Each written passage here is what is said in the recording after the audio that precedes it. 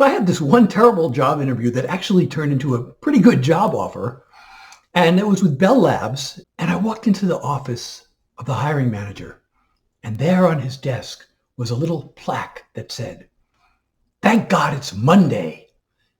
And he called attention to that. And to a guy like me who was going through depression over the whole job search thing and whose heart wasn't really in it, that was kind of the last thing I really wanted to hear. So that already made this job seem like this guy's not somebody I want to work for. So the only other thing I really remember about this interview is that he and a few other people took me out to lunch and they kind of put me through this test that, they handed me the menu and all watched me as I was the first one to order.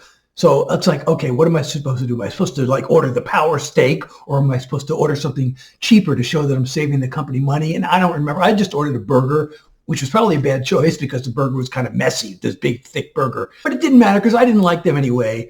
And I didn't think they really liked me. So we got wrapped up the interview kind of early. It was like 2 p.m. And then somebody from personnel or HR grabs me and says, "Hey, we got another department that wants to talk to you." So I went from there to another interview with a different hiring manager, and he was a really nice guy.